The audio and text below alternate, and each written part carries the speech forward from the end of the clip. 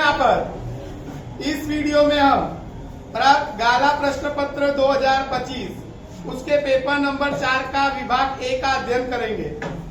पहले जो हमारे 1 से 6 प्रश्न होते हैं वो बहुविकल्पिक प्रश्न होते हैं, जिसमें पहला प्रश्न है, यहाँ पर पहला प्रश्न है कि NH4Cl के जलीय विलयन की पीएच कितनी होती है। अब देखो NH4Cl का जलीय विलयन कैसे बनता है, तो यहाँ पर हमको क्या लेना पड़ता है, यहाँ पर लेना पड़ता है हमको HCl और यहाँ पर हम लेंगे NH4OH। यहाँ से जाएगा, देखो यहाँ से जाएगा H, यहाँ से जाएगा OH, तो यहाँ पर पानी चला गया यानी H2O चला गया। अच्छा यहाँ पर बचा क्या,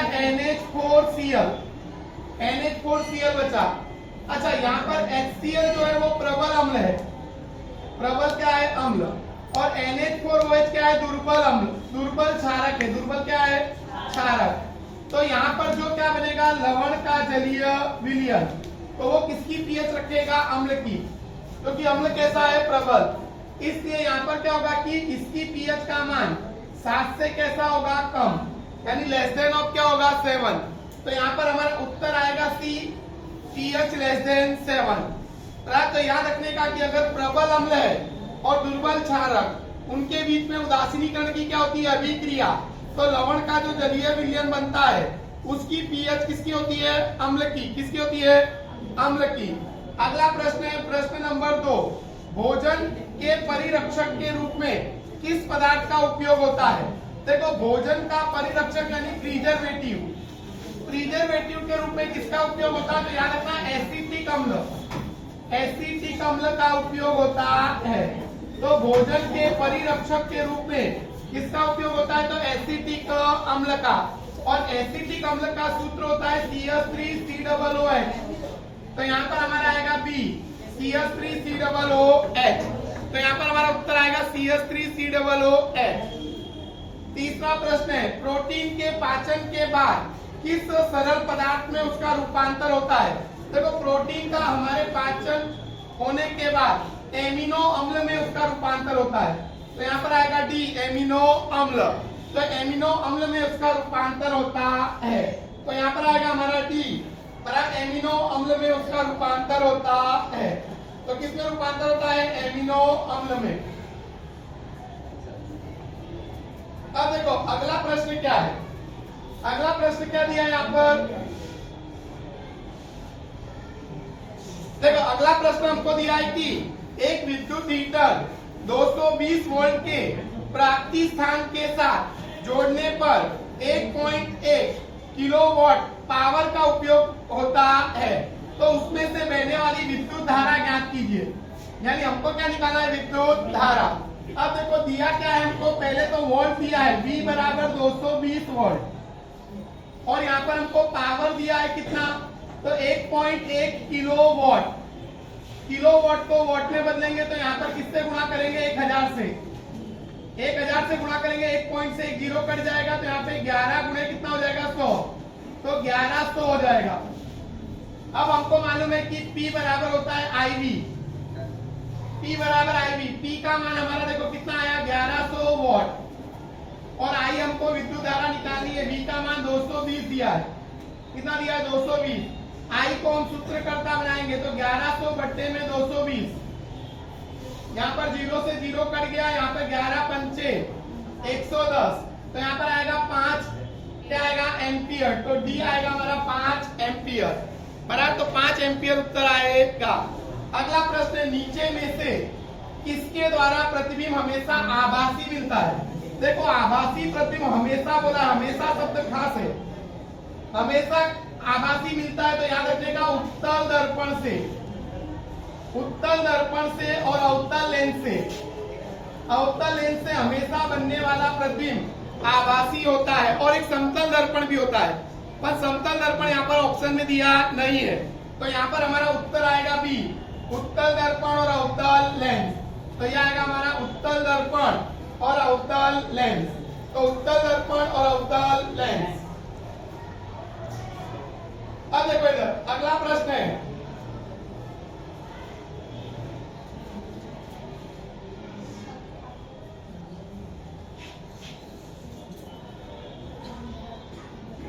चलो देखो इधर, अगला प्रश्न क्या है कि तारे के टिमटिमाते हुए दिखाई देने के लिए कौन सी प्रकाशीय घटना जवाबदार होती है? तो वायुमंडलीय अपवर्तन। क्या है? वायुमंडलीय अपवर्तन, या तो बोलते हैं वातावरणीय अपवर्तन। क्या बोलते हैं इसको? वातावरणीय अपवर्तन।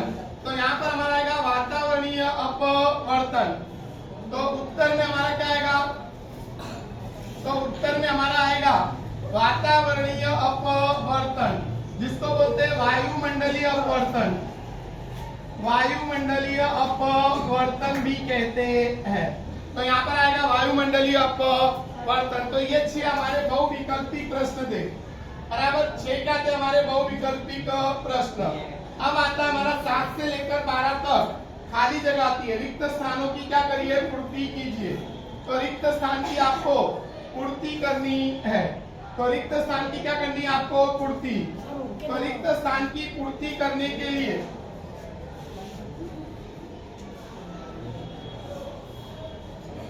पहले लिखा है तो उसे डिलीट। रिक्त स्थान की क्या करिए? पूर्ति कीजिए।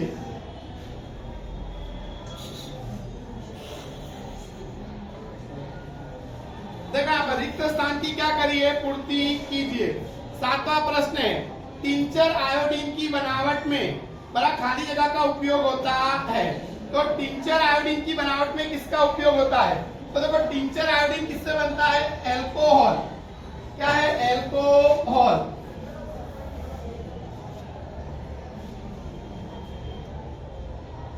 एल्कोहल बराबर। आयोडीन का हम क्या करते हैं? एल्कोहल के अंदर क्या मिलाते हैं? जलीय विलयन। एल्कोहल के अंदर क्या बनाते हैं? जलीय विलयन। उसको हम बोलते हैं क्या? Tincture iodine. ऐसा 9th में भी दिया हुआ था, विलायक और विलेन पदार्थ। तो यहाँ पर याद रखिएगा कि आयोडीन तो है ही, लेकिन उसके अंदर क्या मिलाना है? एल्कोहल। और एल्कोहल के लास्ट में क्या लगा होता है? नॉल। तो इसका मतलब यहाँ पर देखो नॉल किसमें है वो देखना है। तो यहाँ पर देखो मेथेनॉल भी है और एथेनॉल भी है और प्रोपेनॉल।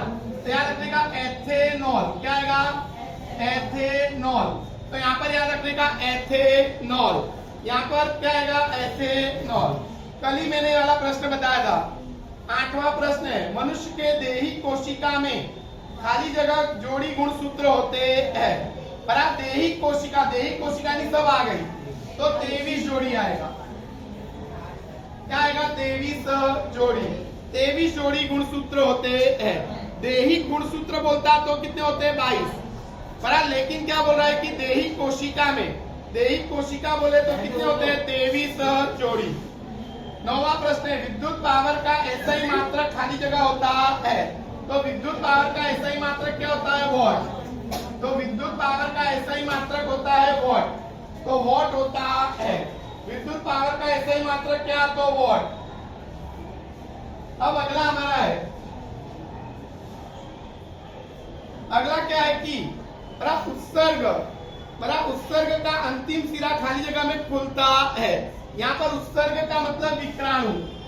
क्या है? विक्राणु। तो विक्राणु का अंतिम सिरा खाली जगह में खुलता है। तो विक्राणु का अंतिम सिरा खाली जगह में खुलता है तो संग्रहण नलिका में खुलता है। 11वां प्रश्न है, कार की हेडलाइट में खाली जगह दर्पण का उपयोग होता है। हेडलाइट बोला है बराबर, साइड ग्लास नहीं बोला है, पार्श्व दर्पण नहीं बोला है। तो यहाँ पर आएगा अवतल। क्या आएगा? तो यहाँ पर उत्तर आएगा हमारा अवतल। अगला क्या कह रहा है कि बैडमिंटन के खेल में सानिया नेहवाल ब्रॉन्ज मेडल जीतता है। जीतती है ऐसा आएगा क्योंकि लड़की है बराबर। तो वह मेडल खाली जगह धातु का बना होता है। तो देखो ब्रॉन्ज मेडल कह रहा है, तो कॉपर और जिंक। तो कॉपर और जिंक से बनता है। तो यहाँ पर आएगा कॉपर और जिंक। तो यहाँ पर हमारा उत्तर आएगा कॉपर और जिंक।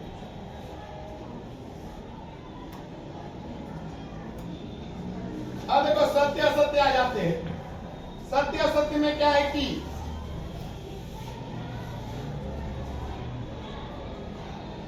क्या कह रहा है कि यहाँ पर मैग्नीशियम या सोडियम से कम अभिक्रियाशील धातु है। तो कथन कैसा है? सत्य है। क्योंकि हमको मालूम है इसका सही क्रम क्या है। इसका सही क्रम है, हमने पढ़ा था कान्हा का मुगल जंग फिर से। तो ये क्या कह रहा है कि देखो यहाँ पर ये क्या है, सोडियम है, सोडियम पहले आ रहा है और मैग्नीशियम बाद में। तो सोडियम मैग्नीशियम से कैसा है, अधिक सक्रिय। और ये क्या कह रहा है कि मैग्नीशियम या सोडियम से कम प्रतिक्रियात्मक धातु है, यानी कम क्रियाशील धातु है। तो कथन कैसा है, सत्य। तो यहाँ पर आएगा सत्य। तो कथन क्या आएगा, सत्य। अगला आता है कि मनुष्य में फलन होता है तब लिंग निर्धारण बड़ा निश्चित होता है। तो देखो मनुष्य में बड़ा फलन होता है तब लिंग निर्धारण बड़ा खाली जगह के यानी क्या होता है, निश्चित होता है। तो फलन के बाद ही होता है। कल हमने पढ़ा था जब x किससे जुड़ता है, x से, तो क्या बनता है, मादा। और x किससे जुड़ता है तो क्या बनता है, नर। तो इसका मतलब फलन होने के बाद ही होता है। तो ये कथन भी कैसा है, सत्य है। कैसा है, सत्य है। अगला है वातावरणीय अपवर्तन के कारण टिंडल प्रभाव देखने को मिलता है। तो वातावरणीय अपवर्तन के कारण टिंडल प्रभाव देखने को मिलता है, कथन असत्य है भाई। इसमें प्रकाश का प्रकीर्णन के कारण होता है। इसके कारण प्रकाश के प्रकीर्णन के कारण। तो कथन कैसा है, असत्य है। कैसा है, असत्य। खाली का फिर देखो यहाँ पर 16वां प्रश्न है, मुख की पीएच 5.5 से कम होती है तब दांतों का क्या होता है, क्षय होता है। तो यहाँ पर देखो जब मुख की पीएच का मान 5.5 से क्या हो, कम, सभी दांतों का क्षय होता है। कथन कैसा है, सत्य है। तो कथन सत्य है। तो कथन क्या आएगा, सत्य।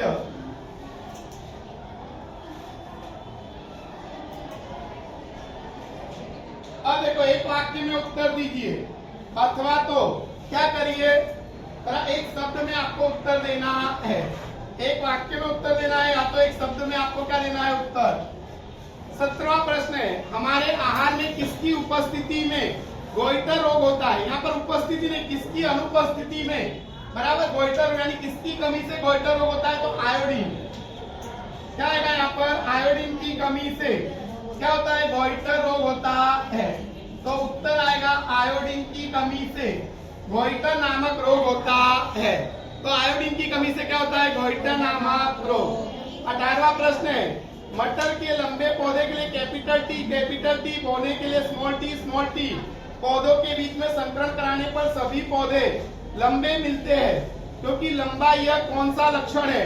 तो लंबा यह प्रभावी लक्षण है। कैसा है, तो ऊंचापन कैसा लक्षण है, प्रभावी लक्षण है। इसलिए सभी पौधे कैसे मिलते हैं, लंबे।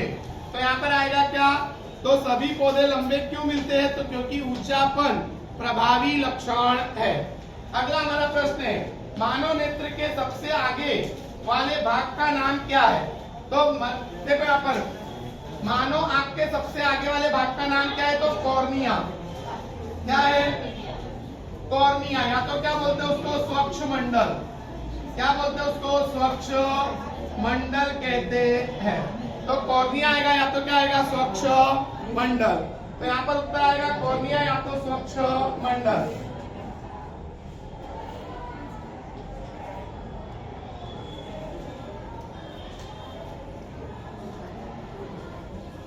अब देखो अगला है, नीचे में से कौन सी जोड़ी गलत है। जोड़ी कैसी है, गलत है। नीचे में से कौन सी जोड़ी कैसी है, गलत है। तो नीचे में से कौन सी जोड़ी गलत है, तो देखो यहाँ पर ये खुली कुंजी है। खुली क्या है, कुंजी। तो ये तो सही है। बीच में गोल बनाकर ए मीटर ए लिखा हो तो ए मीटर, ये भी सही है। लेकिन यहाँ पर देखो ये वोल्ट मीटर का साइन है। किसका साइन है, वोल्ट मीटर का। और ये कह रहा है विद्युत कोष। विद्युत कोष यानी सेल। सेल को हम ऐसे दर्शाते हैं। और ये जोड़ी कैसी है, असत्य। इसलिए यहाँ पर आएगा सी, हमारा ये जोड़ी गलत है। अगला हमारा है लंब मज्जा। लंब मज्जा में क्या होता है कि लाल रस का स्राव अनैच्छिक क्रियाओं का क्या करता है, नियंत्रण। अनुमस्तिष्क शरीर का संतुलन बनाए रखता है। तो जोड़े मिलाने, क्या मिलाने हैं, जोड़े। अगला है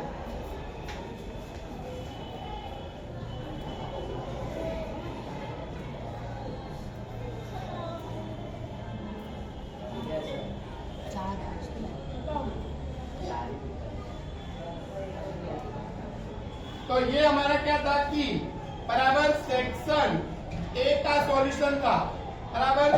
पेपर नंबर 4 दो प्रश्न लिखने रह गए 23वां और 24वां बराबर। तो ये वीडियो अगर पसंद आया हो तो ज्यादा से ज्यादा बच्चों को शेयर करो।